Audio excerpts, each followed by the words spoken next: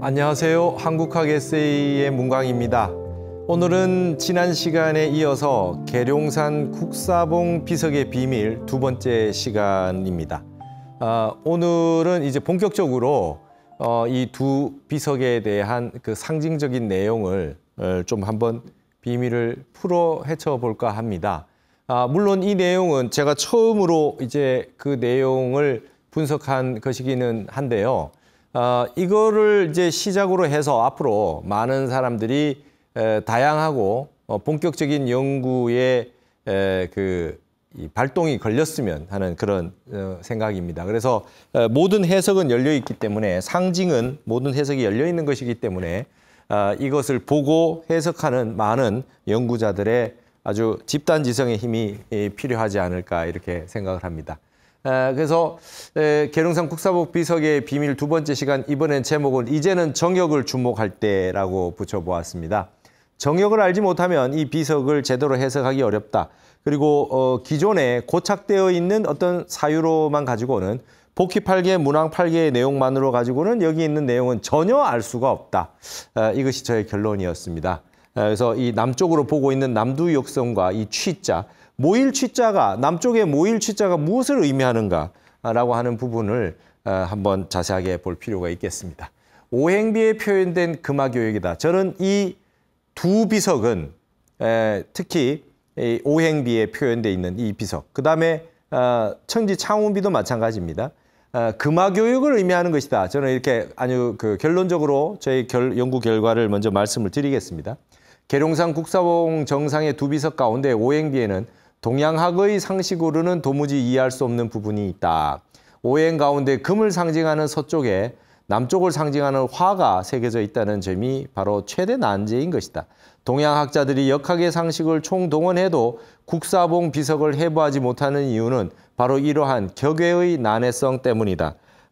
격밖에, 우리가 격외선, 선을 격외선이라고 하는데요. 서쪽에 불화자가 있고 이렇게 돼 있다는 건 전혀 이해를 할 수 없는 거죠. 뭐 오행에 있어서 그 서쪽은 무조건 금이니까요. 쇠금이니까요. 불은 무조건 남쪽이지 않습니까? 뜨거운 건데 뜨거운 불이 왜 서쪽에 있냐? 도무지 이해할 수 없다.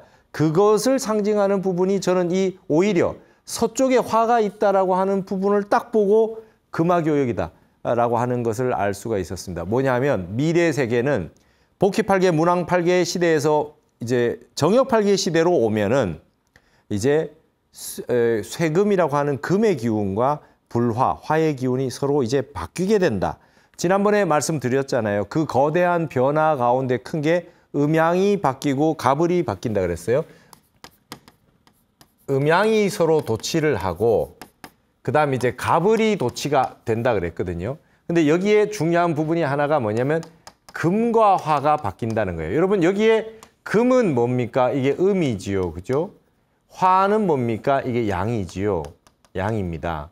그리고 기존의 갑은 뭡니까? 양이었죠. 이제 불이었고요. 기존의 을이라고 하는 게 이제 음입니다. 그래서 양이라고 하는 것이 지난 시간에 어금존양의 시대이기 때문에 양이 드러나고 음은 숨어주는 시대라고 했거든요.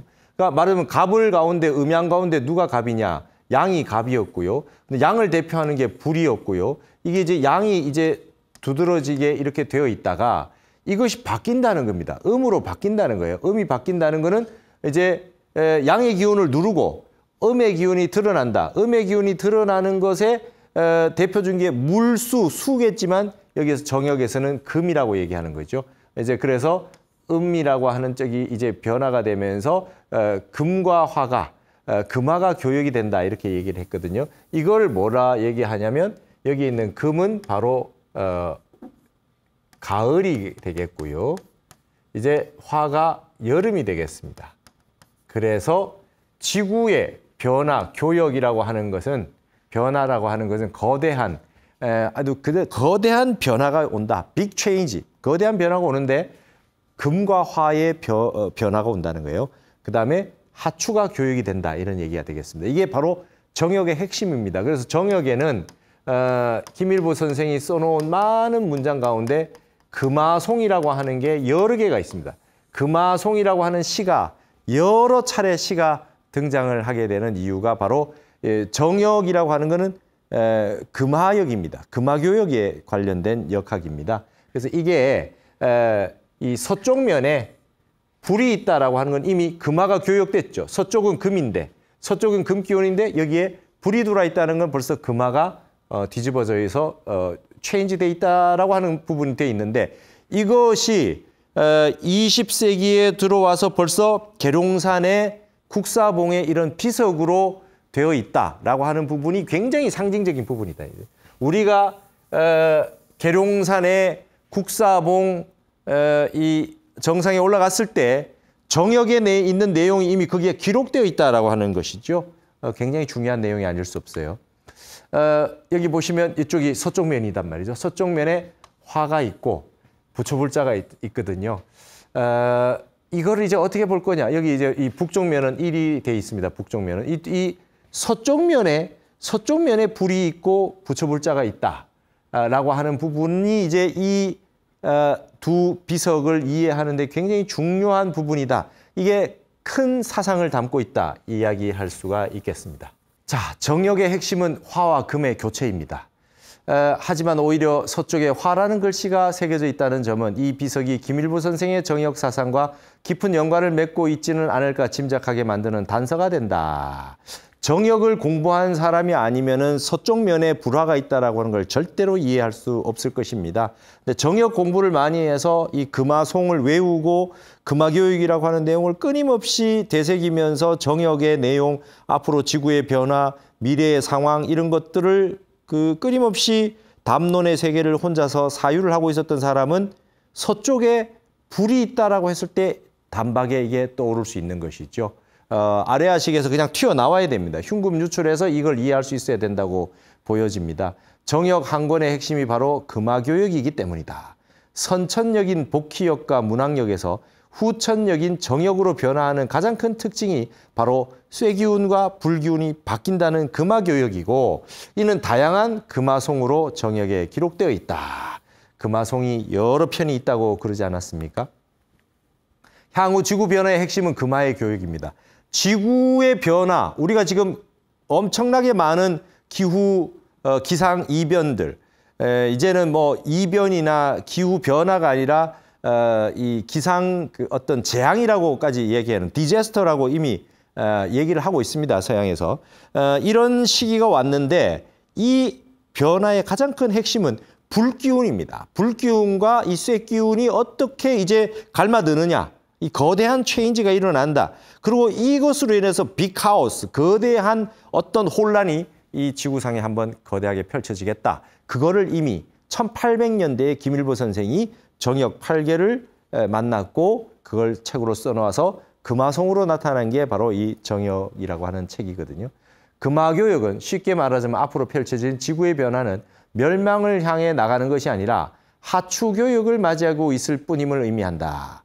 여러분, 이슬람교와 기독교는 지구가 멸망한다고 얘기하고 있습니다. 그래서 휴거가 일어나고 마지막으로 거기에서 구원을 받아야 되고 그때 예수가 재림을 한다고 얘기하고 있죠. 종말론이에요.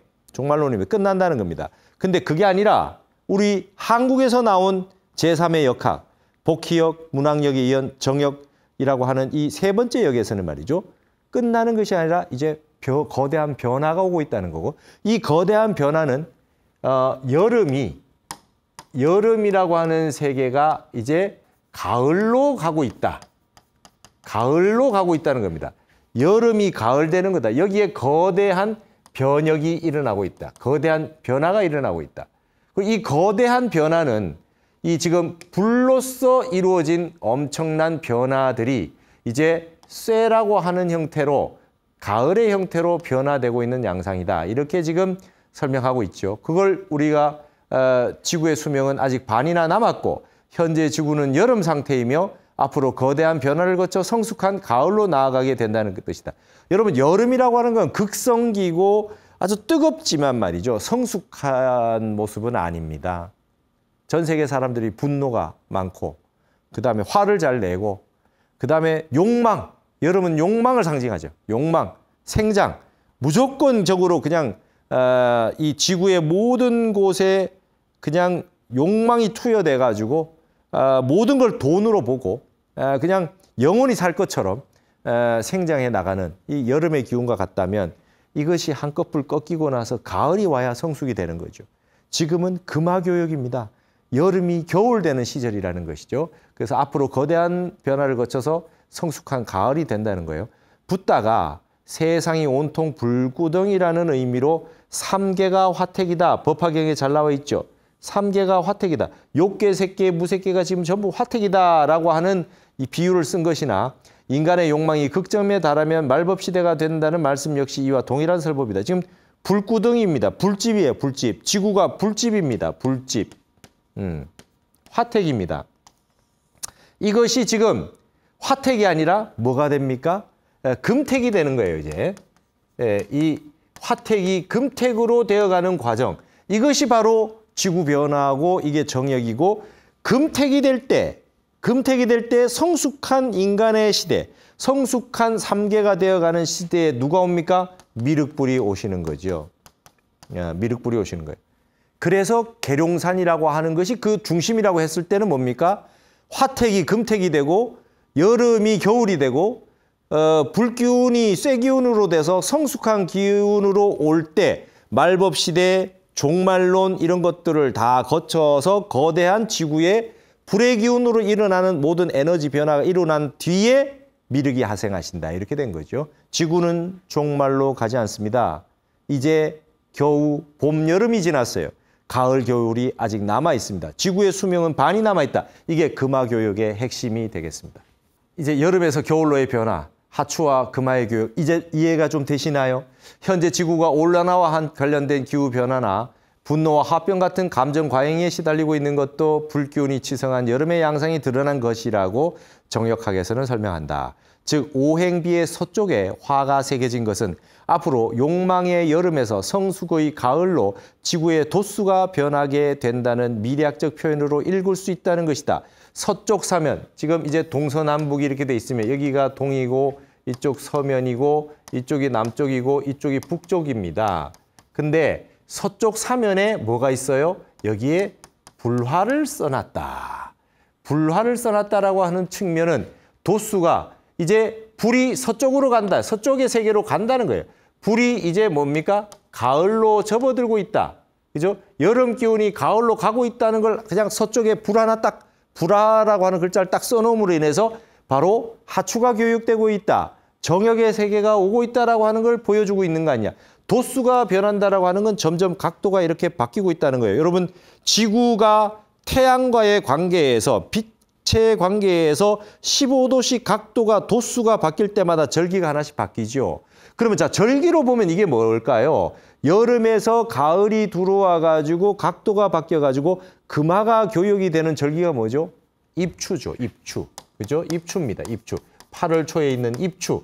입추가 되면은 뭐가 됩니까? 여름이 가을 되는 거예요. 금화교역의 핵심은 입추입니다. 그럼 입추가 되면 뭐죠? 어떻게 돼요? 세상이 변한다는 거예요. 성숙한 시대가 온다. 그러면 동방에서 얘기하는, 우리나라에서 얘기하는 미래 세계에 대한 어떤 거대한 게 개벽이라고 했을 때 세상이 다시 열린다. 희한하게 말이죠. 그때 당시에 최수훈과 같은 동학, 김일부와 같은 정역, 그 다음에 강증산과 같은 증산도 이런 데에 있는, 그 다음에 뭐 다 마찬가지입니다. 원불교라든지 소태산이라든지 그때 당시에 좀 깨달았다고 하는 분들이 전부 새로운 개벽, 다시 세상이 한번 열린다. 여기에 비석 이름으로 말하면 천지창운, 천지가 새로운 운을 다시 한번 맞는다. 그레이트 오프닝이 새로 일어난다 라고 하는 얘기는 전부 뭡니까? 가을이 온다는 거예요. 가을이 온다는 뜻입니다. 가을이 온다는 뜻이고 이때 가을이 입추가 되면 뭐예요? 미륵불이 온다는 거예요. 미륵불이. 서양에서는 예수가 재림을 한다지만 그걸로 끝났다는 거예요. 다시 뭔가 새롭게 오픈하는 게 아니라 끝났다고 하지만 이 메시지가 얼마나 위대한지요. 이제 여름이 가을 되고 있다라고 하는 거예요. 그래서 이 도수의 변화를 미래학적으로 표현한 거 아니냐. 서쪽 사면에 불화자가 있다라고 하는 게 이렇게 엄청난 내용이다 이 말이지요. 자, 그러면 보세요. 성경에는 불로서 심판한다라고 되어 있잖아요. 이는 기독교와 이슬람교가 말하는 멸망이나 심판은 방편설일 뿐이고 사실은 지구가 가을을 맞아 결실과 성숙을 맞이할 것이라고 일갈했던 타너스님의 말씀과 상통한다. 50년 전에 이미 정역의 권위자로서 한국적 미래학을 선보이며 지구 멸망과 같은 혹세무민에 끄달리지 말고 발심하여 무심으로 돌아가는 참선에 힘쓰라고 했던 스님의 타너스님의 미래 예지를 계룡산 국사복 정상에서도 만나게 될 줄이야. 불로서 심판한다는 의미가 지구가 불기운이 치성해서 한번 거대한 변화가 일어나고 난 다음에 일어나는 현상을 불로서 심판한다고 성경에서 얘기했다. 그러니 이것은 심판이 끝나는 게 아니라 불로서 심판하고 나면은 그죠? 가을의 쇠의 시대, 성숙의 시대가 온다는 의미로 보아야 된다. 타너스님이 얘기했습니다. 불로서 심판한다는 의미를 기독교인들 누가 아느냐? 정역을 알고 우리 동양의 이 어떤 그 동학이라든지 이런 모든 내용들을 다 아는 사람이라야 이런 걸 해석할 수 있지 않겠느냐 이렇게 말씀하셨어요. 자, 서쪽에서 동쪽으로 세상의 중심이 바뀐다. 두 비석 가운데 중심을 차지하는 비석의 이름이 천지창운인 것만 보아도 계룡산에서 새롭게 창조되는 천지의 운기를 비석 사방에 기록해 두겠다는 의지가 엿보인다. 천지창운비의 서쪽 면에는 불이라는 글자가 새겨져 있다. 서쪽의 불은 아미타불로 상징되는 서방정토 극락세계를 의미한다고 해석할 수밖에 없다. 중요한 것은 그것이 동쪽에 새겨진 천계황지라는 문구와 함께 어떤 의미를 형성하는 것이다. 여러분 지금 보세요. 자, 여기에 서쪽입니다. 여기가. 서쪽에 뭐가 있었어요? 여기에 불화가 있었어요. 오행비에는. 근데 천지창운비에는 뭐가 있어요? 부처불자가 있어요. 그래서 저는 예전에는 말이죠. 천지창운비 서쪽 면에 불이 있어서 이거는 아미타불, 서쪽에 있는 아미타불을 상징하는 거 아니겠느냐 했는데 제가 볼 때는 최근에 점점 연구를 하면 할수록 여기 있는 불이 아미타불이 아니라 미륵불인 것 같아요. 미륵불이 서쪽에 있다는 뜻이 아니라 미륵불이 이 금화, 서쪽이라고 하는 금기운으로 불이 이동을 하고 나면 불이 서쪽으로 서방으로 넘어가 버리고 나면 입추가 지나버려서 여름이 가을로 금으로 넘어가 버리는 시절이 오면 천지창운, 운이 다 바뀐다. 오행이 바뀌고 운이 다 바뀌어서 그때 다시 서쪽에 불화변이라고 하는 형태에서 부처가 새로 온다. 그러면 이건 새로운 부처가 아니겠느냐. 그죠? 새로운 부처입니다. 신불입니다. 신불. 정불. 다시 정법 시대를 맞이하는 정불이고 새로운 부처님이 온다. 신불이 오는 거 아니냐. 이 부처님은 과거불이 아니라 여기에 표시된 거는 오히려 이 극락세계를 상징하는 미래, 이 서방정토의 과거불인 아미타불이 아니라 이 미래불을 상징하는 것으로도 볼 수 있다. 그래서 여러분 이 서쪽에 있는 이 불이라고 하는 글자가 아미타 부처님의 극락세계라고 하는 것이 이쪽 서쪽 사면에 있는 이 불기운이 금화교육을 이루어지면서 불국정토가 된다는 아미타불을 의미하는 것도 되고 그러나 이것이 금화가 교육되고 하추가 교육될 때 새로운 부처님의 정법 시대가 열린다. 미륵불의 시대가 온다라고 하는 것으로 해석할 수도 있겠다. 그래서 여기는 저는 아미타불 플러스 미륵불이라고 하는 형태도 더 같이 넣어줘도 되겠다. 그러면 여기는 용화정토가 된다. 그죠? 서방정토 극락세계가 아니라 어디 가서 이루어지는 세계가 아니라 이 세상에서 형성되는 극락정토, 용화정토, 이건 바로 이 땅이다 이거예요. 어디? 이 계룡산이다 이 말이죠. 계룡산에서 이러한 시대가 열리게 될 것이다. 서쪽에서 동쪽으로 세상의 중심이 바뀌어가는 거에 여기에 천계황지라는 글자가 굉장히 중요하다. 이제 천계황지가 무슨 뜻인지 한번 봅시다. 자, 여기에 천계황지, 이 동쪽 사면에 천계황지라고 돼 있어요. 기억나십니까? 여기에 북두칠성, 그죠? 남두육성, 그죠? 그러고 난 다음에 여기가 서쪽에 부처불자가 있고 여기에 천계황지가 있어요. 천계황지가 있어요. 여기는 이 북두칠성, 남두육성이니까 이게 이제 조금 전에 얘기했던 부처불자고 이게 동쪽입니다. 이 동쪽이 이제 지금 그야말로 이제 우리나라를 상징하는 것일 테고 동쪽을 가장 대표하는 우리나라의 대표적인 산이 바로 계룡산이라고 본다면 이게 계룡산을 간산이라 그래요. 우리나라를 간방이라 그랬는데 계룡산을 했을 때 여기에 천계황지라고 적혀 있어요. 이 계자가 계룡산을 의미한다고 볼 수밖에 없어요. 계룡산이 앞으로 천지의 황, 중심이 된다. 금화가 교육돼서 여름이 하추가 교육이 될 때 여름이 분노와 욕망과 그냥 본능의 세계가 가을에 성숙된 근본 성품의 세계로 불성의 세계로 이 형태로 바뀌게 될 때 바로 이 동쪽에 있는 우리나라가 천지의 중심, 황지가 된다, 중심이 된다라고 하는 뜻을 담고 있을 수 있다라는 겁니다. 이것은 무엇을 거쳐야 됩니까? 금화교육이 필요한 겁니다. 서쪽에 불기운이 서쪽으로 넘어올 때 이때 이제 그러한 현상이 벌어지지 않겠냐 이렇게 보여질 수 있다는 거죠. 자, 천계황지는 다른 어떤 곳에서도 볼 수 없었던 용어입니다. 여기서 개는 분명히 계룡산을 의미한다고 볼 수 있겠죠. 계룡산은 본래 정상인 천왕봉에서 삼불봉까지 이어진 능선이 닭의 벼슬과 같은 모습의 그 용이 이걸 쓰고 있는 것 같다고 해서 지어진 이름이니 천계는 계룡의 의미와 직접적인 연관이 있다고 봐야 할 것입니다. 근데 여러분 여기에서 이 개가 닭개자, 이 닭의 벼슬을 썼다고 했는데 여러분 이 봉황이 말이죠. 봉황이 금계포란형 이런 말 쓰죠. 우리가 그 풍수 용어에서 금계포란했을 때 이 닭개자가 말이죠. 봉황을 의미하거든요.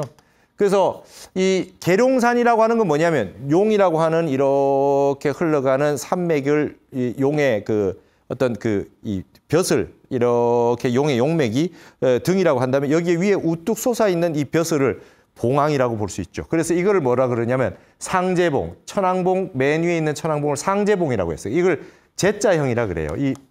여러분 제자가 이 제자형 명당이라고 하는 것은 뭐냐면 이런 능선이 이렇게 구성이 돼 가지고 자총령 우백호가 이렇게 돼 있잖아요. 여위에 다시 이렇게 봉우리가 하나 딱 솟아 있는 걸 제자형이라 그래요. 여기에 있는 게 닭벼슬이니까 이거는 봉황이고 그다음에 여기에 있는 이 능선들 쭉 되어 있는 이 능선들이 이제 용이 되는 거죠. 그러니까 이렇게 돼서 이렇게만 돼도 명당인데 여위에 다시 벼슬이 하나 더 있다는 거예요. 그래서 우리가 용산이 있으면 여기에 계룡산이에요. 용산에 닭벼슬이 하나 더 생겼다. 봉황의 벼슬이 하나 더 생겼다 그러면 계룡산이 되는 거죠. 이게 이제 뭐냐면 상제형이 된다는 거예요. 상제봉이 되면 뭡니까? 천재, 하늘의 천자다. 하늘의 천재가 뭡니까? 북극성이죠. 그죠?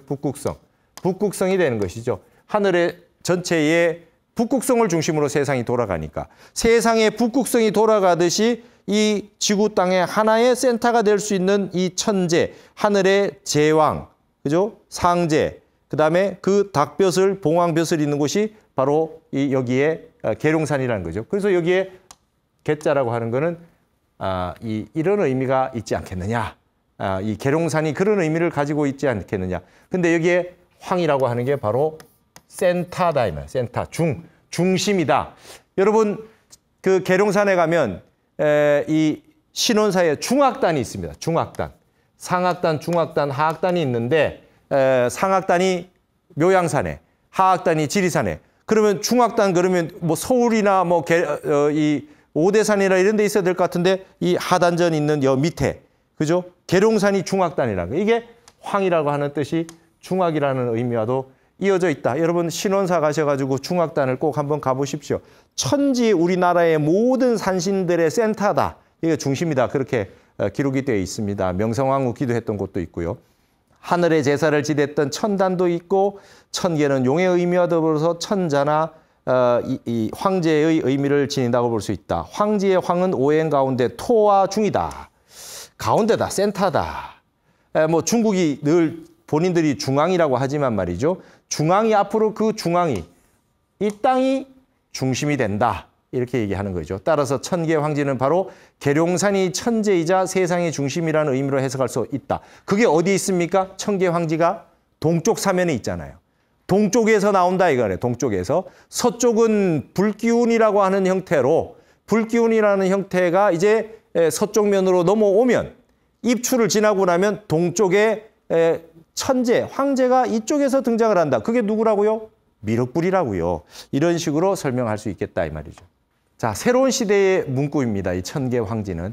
그렇다면 천지가 새롭게 창운한다는 천지 창운비의 동쪽에 새겨진 천계 황지라는 구절은 천계, 계룡산을 품은 한국이 앞으로 세상의 중심 땅이 될 것이라는 선언으로 읽어도 무방하리라 봅니다.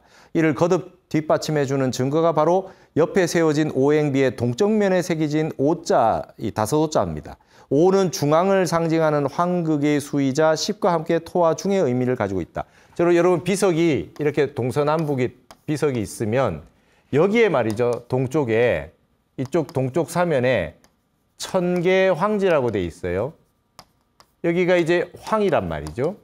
근데 오행비는 여기에 다섯오자가 이렇게 있어요. 다섯오자가. 이 다섯오자하고 이 누를 황자하고 의미가 같은 거 아닙니까? 여러분 동쪽은 오가 아니잖아요. 오는 중앙이잖아요. 동쪽은 뭡니까? 동쪽은 목이니까 3이나 8이 동쪽이에요. 그렇죠? 근데 동쪽에다가 5를 해놨다는 거는 이제 숫자가 동쪽이 5가 된다. 이 무슨 뜻입니까? 동쪽이 중심이 된다라고 하는 거예요. 천계 황지라고 하는 이 황이라는 글자와 다 이게 황, 동, 오, 중심이라는 의미니까 여기에 뭐예요? 우리 한반도의 우리 동쪽에 있는 우리 해동, 원효대사, 보조국사는 전부 해동이라고 이름을 하지 않았습니까? 이 동쪽 사면에 있는 나라, 동방학이다, 동방학종이다. 고은 최치원 선생이 얘기했던 이 동쪽이라고 하는 게 오라는 건 동쪽에 이제 앞으로 중심이 된다는 의미로 볼 수 있다. 그래서 오는 황국수입니다. 10은 무국수고 1은 태국수고. 그래서 황국수다. 황국수다. 황극이 동쪽에서 나타난다. 기운이 나타난다. 도수가 변해서 그러한 형태가 된다라고 하는 뜻으로 읽을 수가 있겠다는 것이죠. 자, 그다음에 현재의 지구는 서방인 태방이 여러 방면에서 동양보다 앞서 발전해 왔다. 하지만 서쪽의 불인 아미타불은 과거불이다. 여기 이제 여기에서는 의미는 뭐냐면 여기에서 서쪽이라고 하는 건 서양이었어요. 서양인 이제 아미타불이 되고 이제 이게 과거불이 되면 앞으로 미래불이 될 때는 이제 미륵불로 바뀔 텐데 지금 서쪽에 있었던 서쪽의 서방 세계가 가지고 있던 불, 그죠? 모든 불이 가지고 있는 이 문명이잖아요. 기계 문명, 과학 문명 전부 불입니다. 화끈화끈 타오르는 불. 이 서양의 그 시에 보면 휘트먼 같은 뭐 태양을 숭배하고 태양을 상징하는 이제 세상의 중심이 태양이 떴다. 우리는 여기에 비해서는 말이죠. 태양이 아니라 우린 달이죠, 달. 이태백이 놀던 달입니다. 우린 달이에요. 월인천강지국 달이에요. 불교는 달이었단 말이죠. 근데 이 불이 서방에서 지고 동방으로 넘어온다.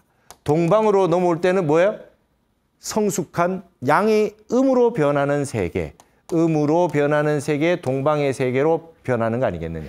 천지가 새롭게 창운하는 미래 세상에는 서쪽에서 금과 화의 교체가 일어나고 동쪽에서는 계룡산이 세상의 중심인 황국수 5와 중심터인 황지가 된다는 의미로 풀이해 볼 수 있지 않겠느냐 이 말입니다. 진변이가 아니라 진나라가 진방이 간방으로 변한다. 진은 중국이고요. 간은 우리 한국입니다. 이거는 어떤 의미냐. 계룡산을 품은 한국이 세계 정신의 수도인 신도, 정신 수도가 된다는 거예요. 여러분 물질 수도가 되어봐야 서로 부자가 되어봐야 부자 3대에 못 갑니다. 정신이 지속이 돼야 돼요. 정신이 살아있어야 됩니다. 자식들한테 돈만 물려줘 봐야 아무 소용이 없어요. 돈 많아봐야 한 생각 잘못하면 다 날아갑니다. 우리는 정신 문명의 수도가 되는 참선과 명상을 하고 세상 사람에게 올바른 정신을 만들어주는 나라이고 그 중심의 핵심 땅이 바로 계룡산이었다 그랬어요. 타너 스님의 미래 예견과 이것이 정확하게 부합이 되고 있습니다. 이 천지창운비와 오행비가 말이죠. 정역 8궤도에서는 동쪽이 중국을 상징하는 진에서 한국을 상징하는 간으로 바뀌어 있다. 여러분 무슨 말씀이냐면 여기에 보시면 이게 지금 문왕 8궤도에 이게 동방에 진이 있는데 정역 8궤에서는 동방에 간이 있어요. 그래서 이게 진이 말이죠. 진이 중국이 이제 간으로 한국으로 바뀌어 있다. 어디에? 동쪽에 말이죠. 동쪽에. 동쪽은 이제 중국에서 한국으로 넘어온다는 뜻이 포스트 문왕 8궤 시대입니다. 문왕 8궤가 끝나고 정역 8궤가 오면 간방에 동이 들어와 있잖아요. 동이 들어와 있습니다. 이게 진변이간입니다. 진이 변해서 간으로 온다. 자, 여기에 지금 여기가 서쪽이 미국이잖아요. 미국과 중국이 G2가 돼서 서로 마지막으로 한판 벌이고 있는 마지막 모습이 문왕팔계의 모습이라면 이 문왕팔계가 끝이 나고 여기에서 이제 정역팔계로 넘어오면 뭐가요? 여기까지는 여름의 세계, 하추교육이 돼서 가을의 시대가 오면 어떻게 됩니까? 동방을 대표하는 땅이 어디가 돼요? 한국이 돼요. 간방이 돼요. 그렇기 때문에 동쪽에 뭐가 있었어요? 동쪽이 오가 됐어요. 오가 중심이 된다 그랬고 천계의 황지라 그랬어요. 계룡산이 세상의 중심이 되는 때가 온다. 여기에 간방이 동쪽의 중심이 된다는 거예요. 자, 그러면 여기에서 정역에서 굉장히 중요한 건 여기에 숫자가 문왕팔계에서는 3이었어요. 이걸 뭐라 그러냐면 1, 5 지중이라 그래요. 1과 5의 중심이다. 3은 말이죠. 1과 5의 중심이에요. 말하자면 태극과 황극의 중심이었어요. 지금까지의 중국이 동양을 대표했을 때는 1호 지중이었어요. 근데 우리는 8입니다. 정역팔계에서는. 그럼 이건 뭐냐면 50지중이에요. 5와 10의 가운데가 8이죠. 그러니까 이거는 황극과 무국수와의 중심이에요. 똑같은 황이라도 똑같은 가운데라도 달라요. 중국이 동방을 대표할 때와 한국이 간방이 동방을 대표할 때는 숫자가 3에서 8로 바뀌어 있어요. 그건 뭐냐면 황극과 무국수와 사이에서의 변화입니다. 문왕팔계는 10이라는 숫자, 무국수가 없어요. 그러나 여기에는 10수가 정역팔계에 등장을 해요. 그래서 이 무국수라고 하는 거에 등장하면 이게 바로 공의 진리고 무위의 세계, 유위의 세계가 아니라 무위의 세계가 되고 본능의 세계가 아니라 본성의 세계가 되는 무국수. 무국수가 등장했을 때 이 5라고 하는 황극과 무국수 사이의 중심인 8이라고 하는 숫자가 동방에 나타나면서 그때는 우리가 나타나니까 이 무국이 바로 정신을 상징하거든요.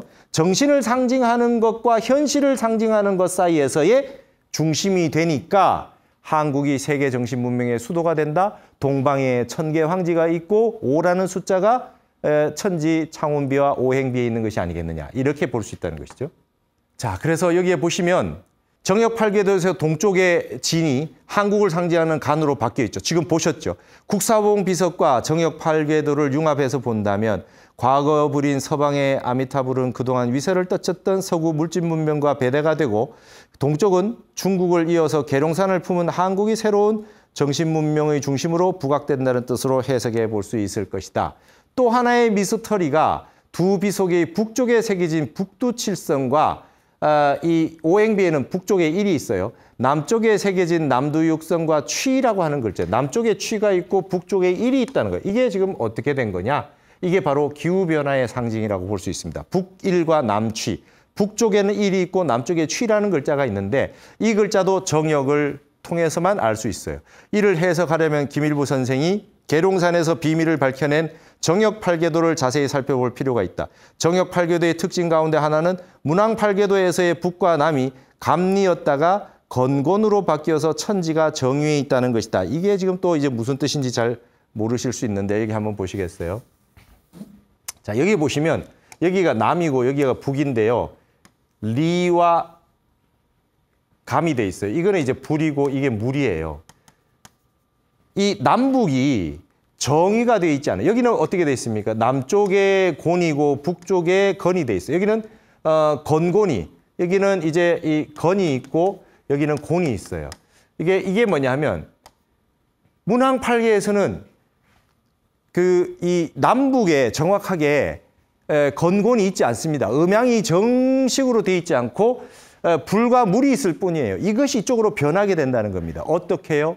하추가 교육이 지나고 나면 불이 이 세상 땅이 불기운이 한번 확 일어났다가 가을이 되어서 성숙하게 되면 건곤이 천지가 제대로 자리를 잡아요. 그래서 천계 황지라고 하는 오행비에 천지를 썼잖아요. 천지가 제대로를 잡아가지고 천지가 제대로 자리를 잡았을 때 동방에 제대로 된 중심이 선다는 거예요.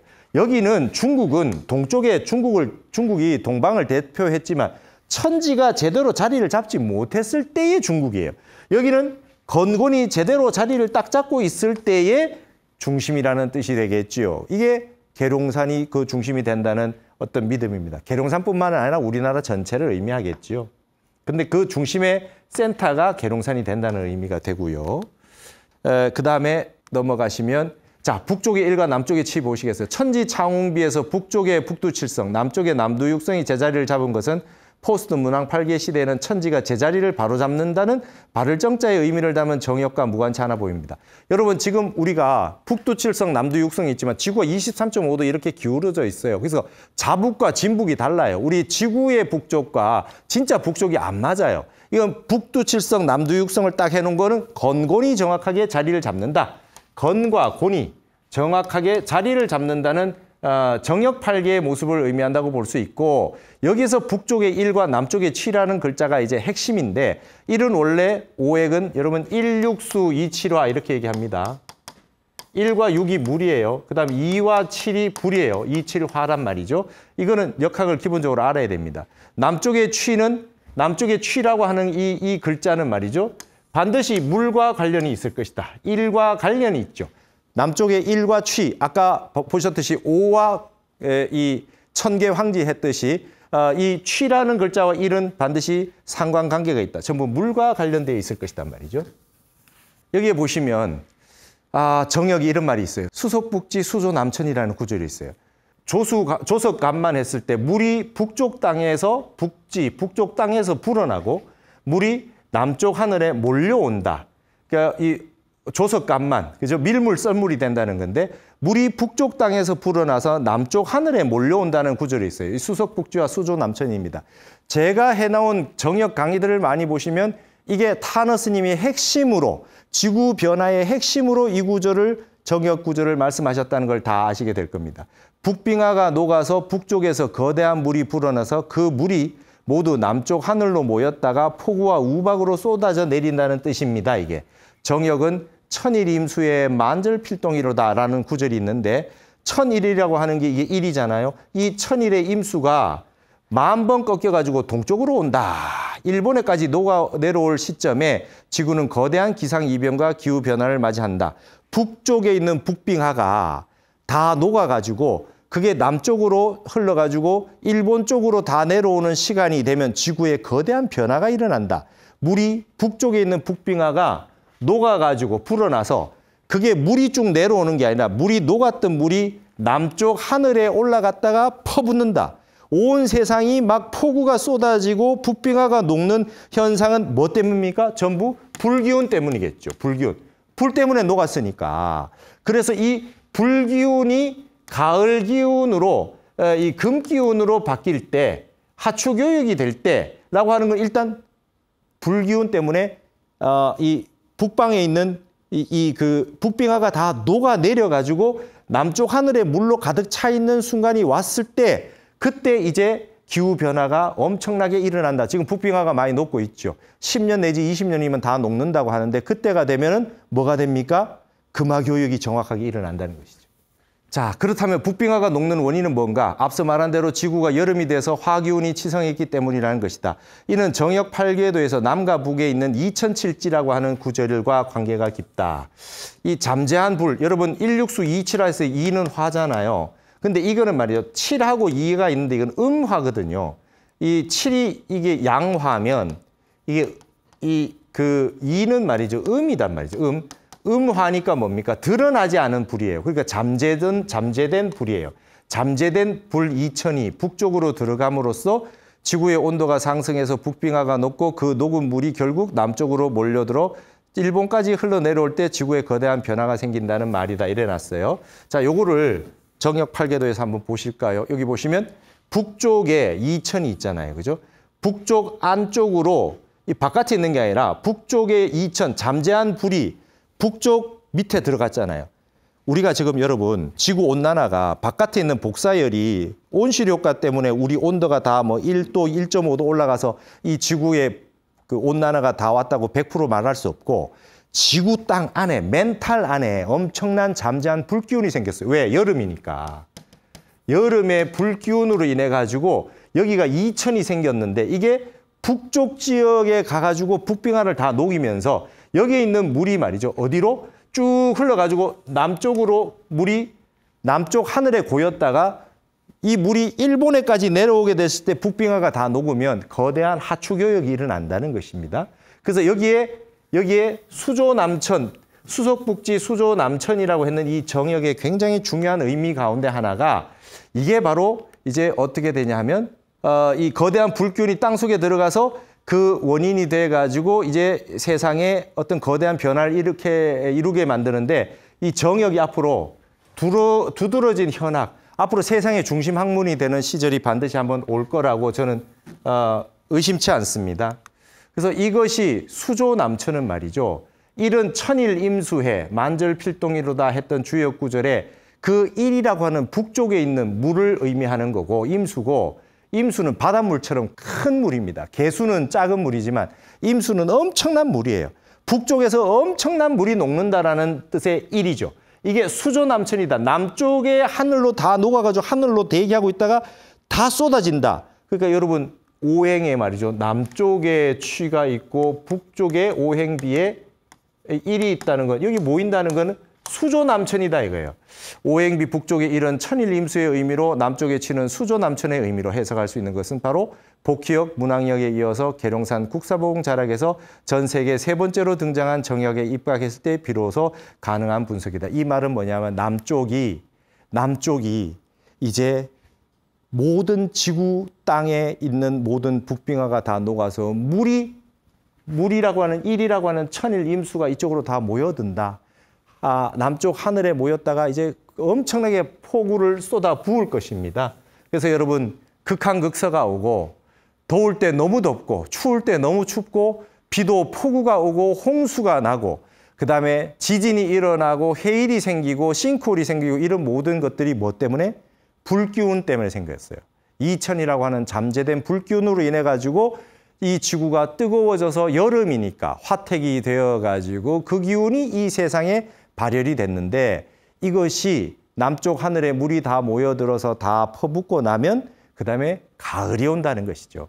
가을이 올 때는 우리 동쪽의 중심이 한국이 되고 간방이 되고 천계 황지 계룡산이 그 중심이 될 것이라는 거죠. 용의 위에 닭벼슬, 봉황벼슬이 있는 계룡산에서 그것이 일어날 것이다. 그래서 이 정역 8개가 계룡산을 중심으로 일어났으며 그다음에 천지창운비와 오행비가 이렇게 있는 거 아니겠느냐. 그래서 북쪽에 일자가 있죠. 북비에 일이 있습니다. 자, 취라고 하는 게 남쪽에 이렇게 취 모일 취자가 있어요. 남쪽에 앞으로 북쪽에서 불기운으로 해서 녹은 물이 남쪽으로 다 남쪽 하늘에 다 모여든다. 다 모여들면 이것이 의미하는 것이 뭡니까? 엄청난 변화를 가지고 온다. 남쪽은 원래는 남쪽이 불기운이니까 남쪽의 불기운이 이제 이 물을 다 모아가지고 불기운이 숨은 불기운이 이쪽으로 물기운으로 몰아낸다라는 의미로 볼 수가 있다 이 말이죠. 정역의 결론은 불교의 용화세월입니다. 지금까지 계룡산 국사봉 미스터리 두 비석을 김일부 선생의 정역과 타너 스님의 역학 해석을 통해서 살펴봤습니다. 한국의 불교와 유교가 손을 맞잡고 진정한 회통의 극치를 보여준 것이 바로 일부 김일부 선생의 정역이고요. 이 책의 결론은 미륵이 하생해서 모든 중생을 제도해 준다는 용화세월입니다. 김일부 선생의 유교 선비인데 정역에다 딱 써놨어요. 용화세월이 온다. 미륵 세상이 온다라고 하는 게 결론입니다. 그래서 김일부 선생은 늘 논산 관촉사 은진미륵에 기도를 다녔다고 하고요. 그 다음에 항상 국사복 비석의 중심에 보면은 사방에 돌아가면서 마음 심자가 새겨져 있습니다. 미래에 그 어떤 세계가 오더라도 인간의 마음을 떠난 진리와 비결은 존재할 수 없다는 것입니다.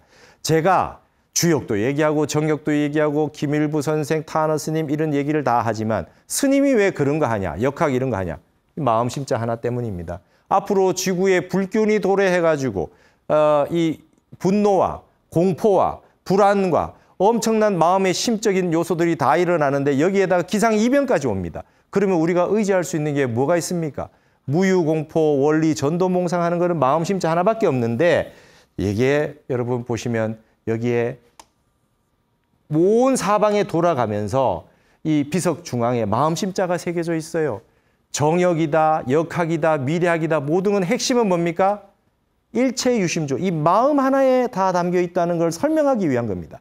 어떤 미래의 환란이 와도 우리는 이 마음 심자 하나, 여기에 있는 부처불자 하나에 의지해서 가면 된다라고 하는 게 이 비석의 핵심입니다. 그래서 모든 거는 결국은 정역이든 뭐 어떤 그 역학이든 어떤 학문이든 과학이든 어떤 학문을 하더라도 불교 공부를 기본으로 하지 않으면 전부 다 다른 곳으로 삿되게 흘러갈 수밖에 없다는 거예요.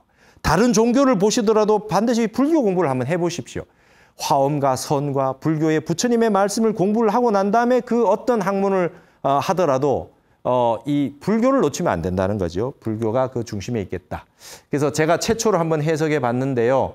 계룡산 국사봉 정상 비석의 비밀은 지금까지 제대로 밝혀진 바가 없었다가 이번에 처음으로 분석을 해봤습니다. 앞으로 많은 눈맑은 이들이 뒤이은 연구에 동참해 줄 것이라고 믿습니다. 우리 불교계 역시 분간을 나누지 말고 한국학이라고 하는 거대한 범주 안에서 정역학을 화엄학이나 미륵사상과 함께 연구할 때가 되었다고 생각을 합니다. 여기가 계룡산의 주초석에 있었던 신도안입니다. 계룡대 안에 있고요. 여기 분암리라고 돼 있어요. 분암리가 불암리입니다. 미륵 부처님이 오신다고 하는 계룡산 지역은 바로 부처바위가 있는 곳이다. 이렇게 탄원 스님이 늘 생각을 하시고 이야기를 해 주셨습니다. 예전에 이 불암이라고 하는 것이 이제 근본 마음이고 계룡산은 핵심 자리가 중요한 자리가 분암리에 있었습니다. 어떻습니까? 이 향적산 국사봉 정상에 있었던 우리 두 비석의 내용을 이 다각적으로 한번 최초로 제가 분석을 해보았습니다. 여러분들은 이것을 통해 가지고 앞으로 더 많은 연구를 통해서 우리 한국의 이 사상들이 좀 더 진면목을 드러내는 그런 시대를 다시 맞이했으면 좋겠습니다. 오늘 한국학 에세이는 여기서 모두 마치겠습니다. 감사합니다.